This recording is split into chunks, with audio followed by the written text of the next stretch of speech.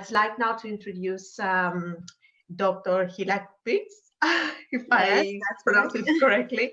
Thank you for joining us from the Ariel University in Israel. And she's going to talk to us about a very interesting topic that maybe some of you took part in, or you saw your neighbors taking part in, and it's the balcony parties. And she's specifically going to tell us, and correct me if I'm wrong here, how such parties are experienced depending on the levels of social isolation. So I'm handing it over to you, Hila, and you may start when you're ready.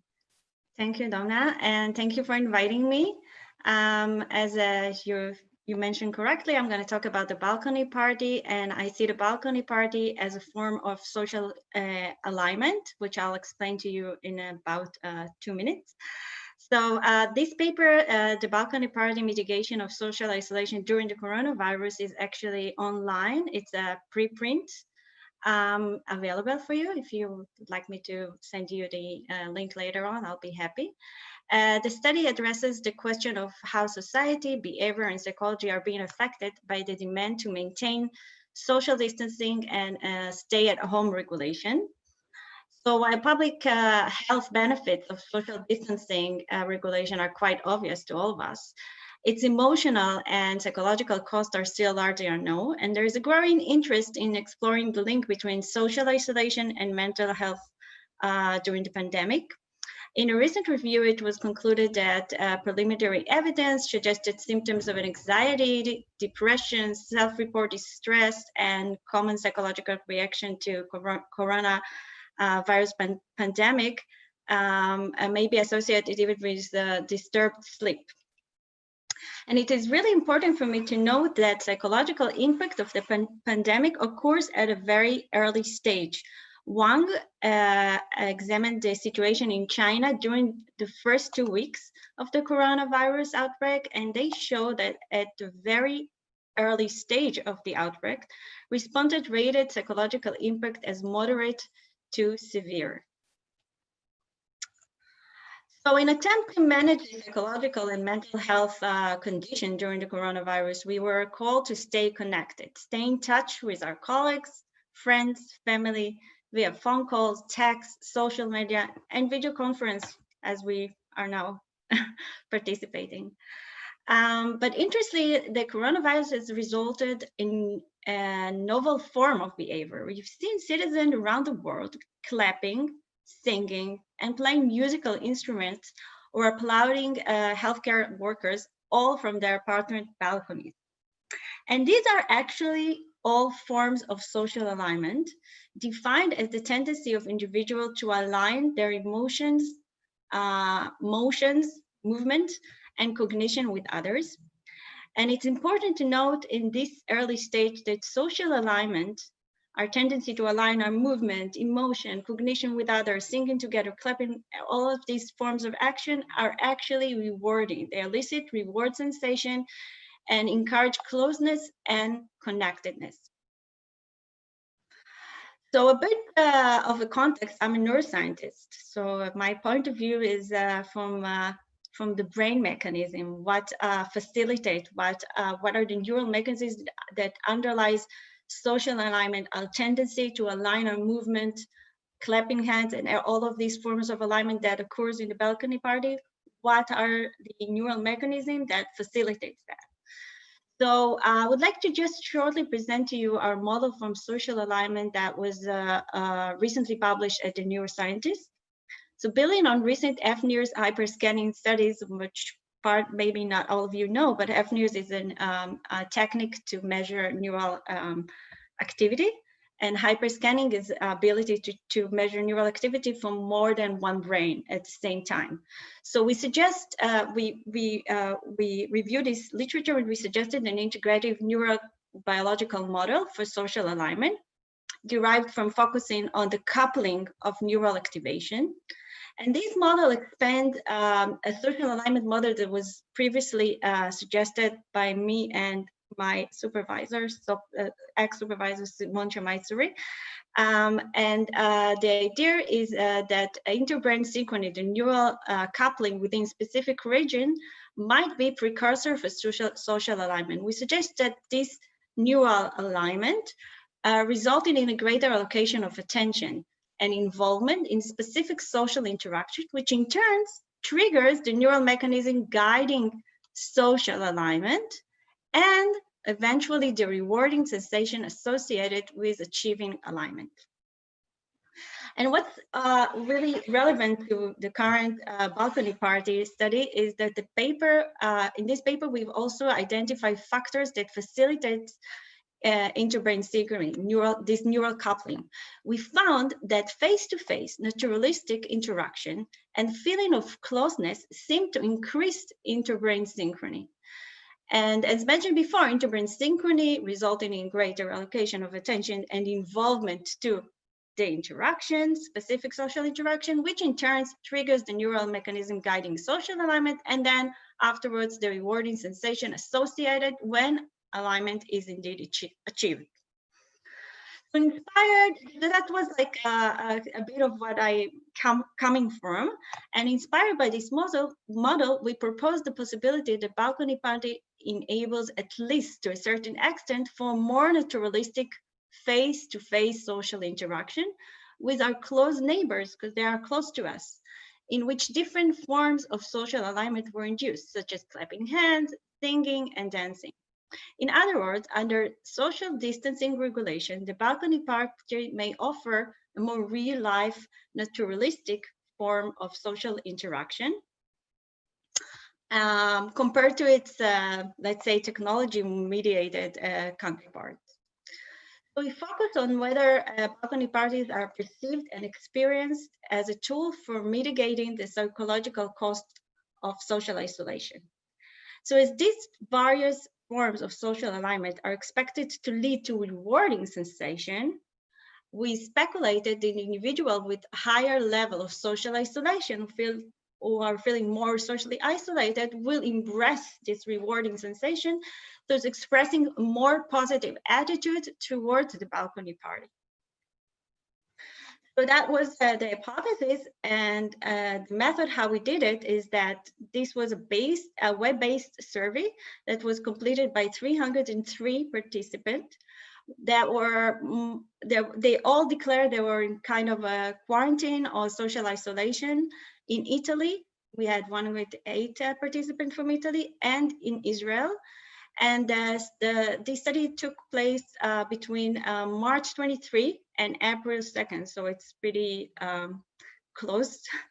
And during this period, it's very important to mention that during this period of time, the government has issued a stay-home order, and they officially order most residents to stay indoors except for essential workers or specific circumstances. This is important to keep in mind because we strive to obtain as much information about the adverse effect of social isolation as close to the event as close to the event as possible, as to eliminate recall bias. And the information about the study invitation to participants were posted on social media in Hebrew and Italian. So the questionnaire was divided into two. The first part included items of demographic information, psychological impact of the social isolation, and attitudes towards the balcony party. But the second part was filled out only by respondents who participate in at least one balcony party. So the first part, you can fill it even if you haven't really participated in a balcony party. You could fill the first part, but to fill the second part, you had to participate in at least, to declare that you've participated in at least one balcony party. So in this section, participants were asked to report their experience during the balcony party and during similar gathering that took place before the coronavirus outbreak. So I will now present you the result of the first part. So we found a highly significant positive correlation between all 5 questions aimed at assessing psychological impact of social isolation. So let's have a look at these 5 questions. L refers to lonely. So you can see L, D refers to distress, I refers to isolation. So you have a question that since the coronavirus outbreak, I feel more socially isolated and so forth. And FDF, that it means that since the coronavirus outbreak, I miss face-to-face social interaction. And finally, F means, stands for since the corona outbreak, I miss naturalistic interaction with my friends and family. So we had these 5 items. They were very highly correlated with, positively highly correlated with one another. We therefore calculated an index score for social isolation. That's sum score of all 5 items. And we then divide our sample into low and high socially isolated participant according to the median split. Okay, so we had 5 items and they were very highly correlated, and we decided that the total score will measure the level of social isolation. Then we cut it in, we split the sample to 2, and we have high and low socially isolated individual.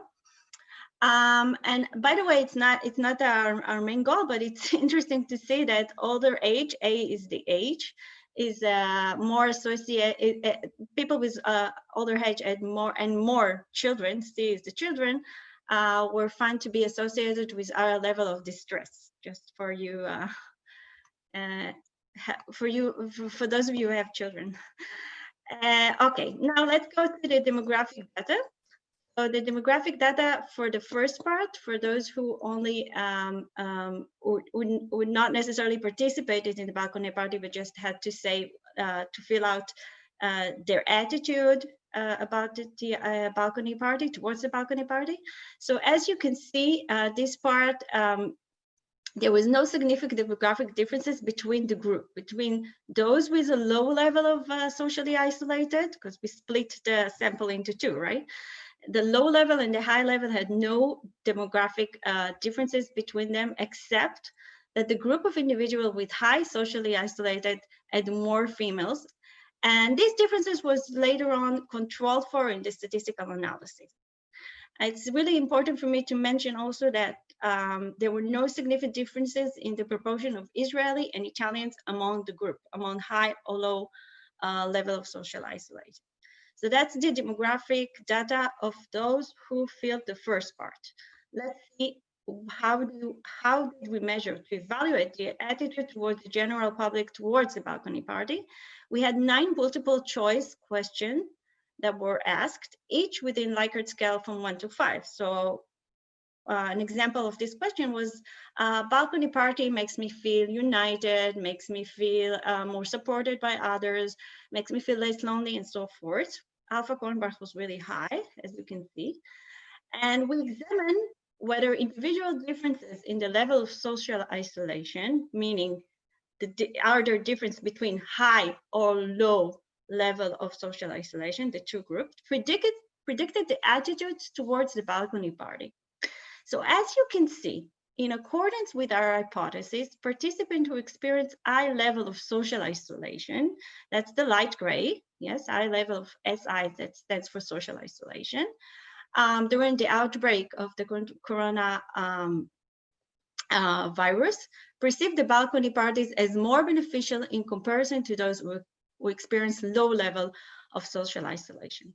So the attitude towards the balcony party really fits our hypothesis. And I'm going on to the second part. The second part, just to remind you, was filled only by respondents that participated at least once in a balcony party. In this section, they were asked not only about their experience during the balcony party, but also about their experience in similar gathering that took place before the coronavirus outbreak. So again, I'm presenting first the demographic data. So we had no differences in demographic demographic variables between the group, except that the group of individuals with high social isolation reported more days in quarantine. So and that's also was controlled later on in statistical analysis. I forgot to say about the demographic data of the first part and also in the second part. As you can see, we had more female. This is not significant between the group, but overall we had a high portion of female. We had 86.2 percentages of women. So the women is the big portion of the sample. Okay. So how do we measure the beneficial outcome of the balcony party? To evaluate the beneficial outcome of the balcony parties, we had 9 multiple choice questions, each with a Likert scale from 1 to 5. So an example is the gathering makes me feel great, makes me feel united and affiliated, reduced feeling of social isolation, and so on. And the participant had to fill this question twice. Once, as I said before, about the participating in the balcony, about the experience in the balcony party, and once again in relation to pre-outbreak gathering. Okay, so here is the result of this section. As you can see, we have the first part, the upper part, it refers to the balcony party, and the lower parts refer to parties that have occurred before the coronavirus outbreak. We examined where individual differences in the level of social isolation, again, low versus high social isolation group, okay, whether these differences predict the beneficial outcome of participating in the balcony party.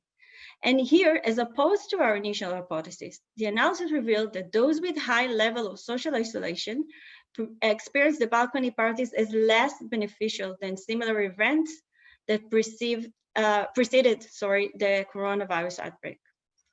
And in contrast, individuals with low level of social isolation showed an opposite pattern.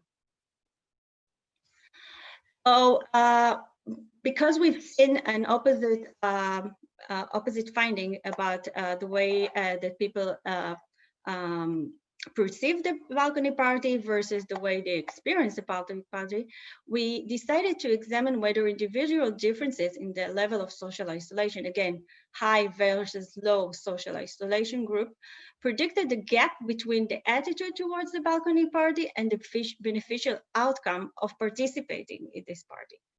And this analysis revealed a significant effect of feeling unity for individuals with high social isolation, but not for individuals with low social isolation.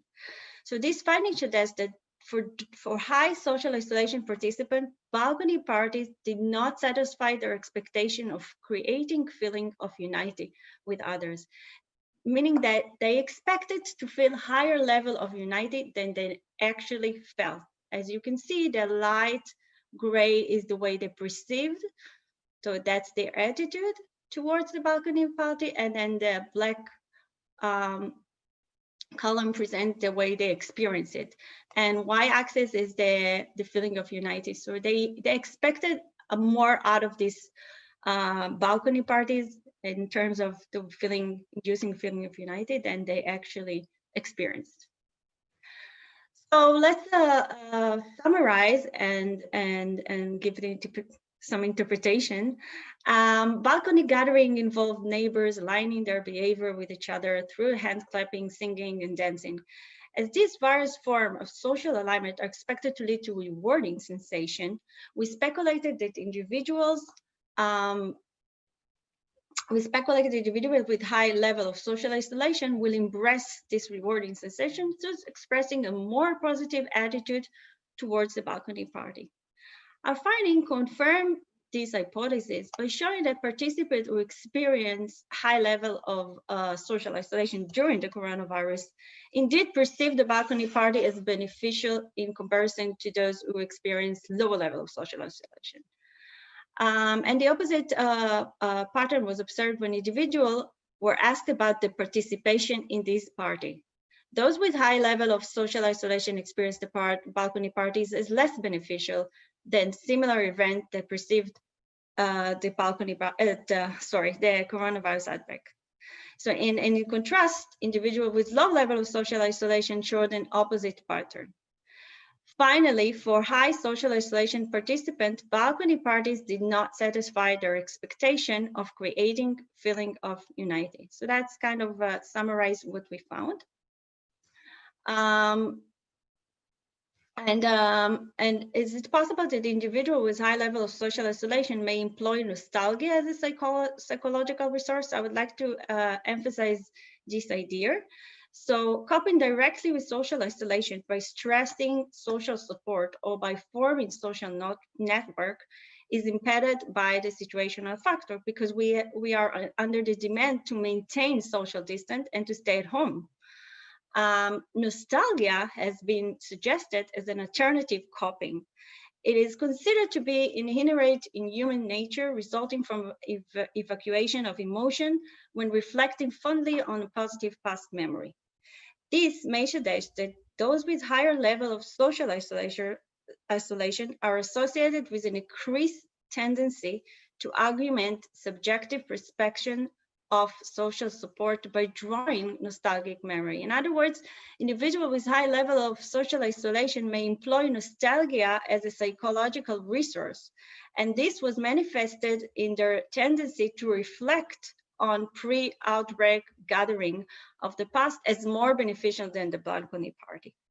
And it's interesting for anyone who wants to study resilience, that it has been found that highly resilient individuals are more likely to recruit nostalgia in response to loneliness.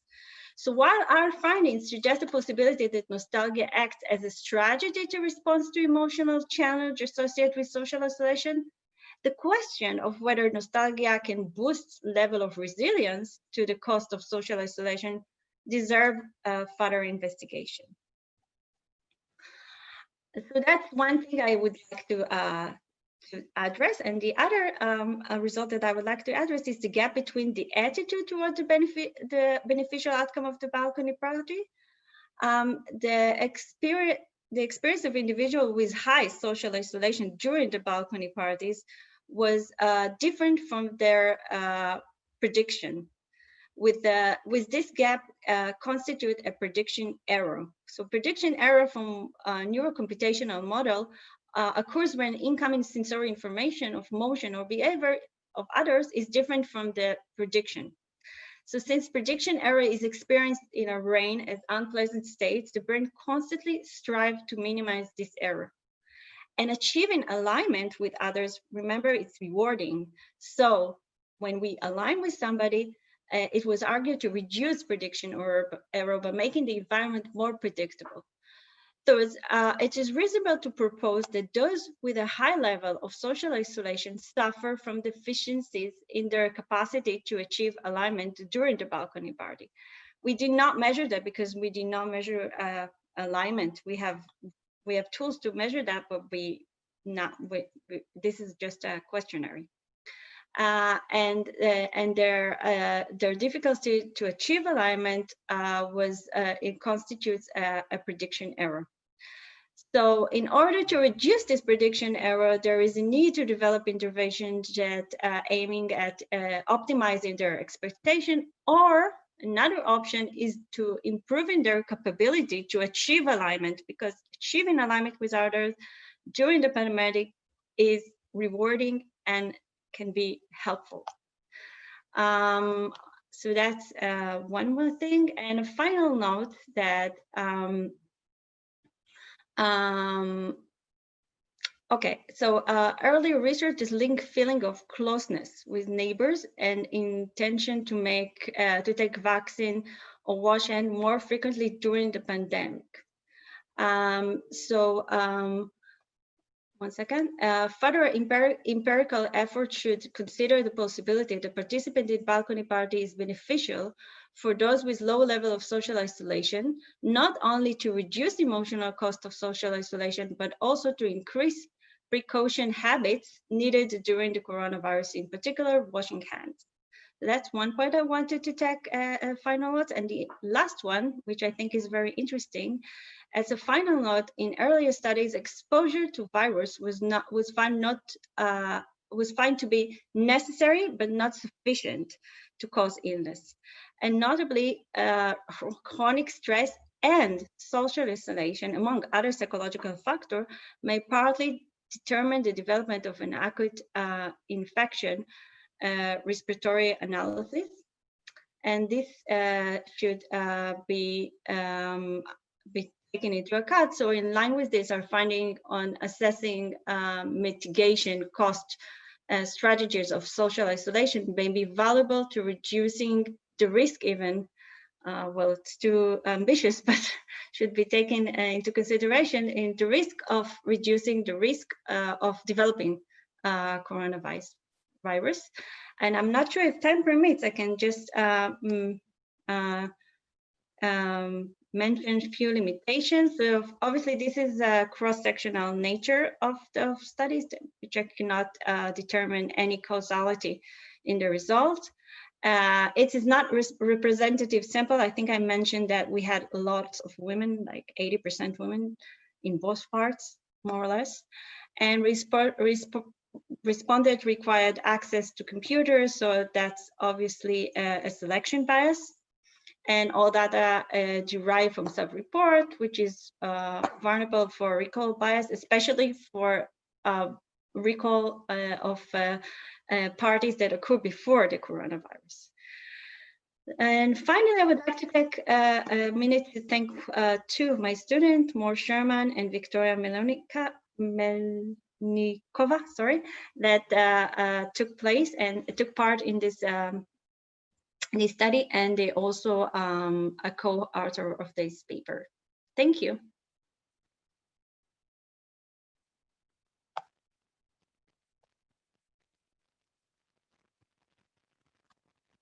I can't hear you. You can hear me now, right? Yes, okay, thank sorry, you. I forgot to unmute my microphone.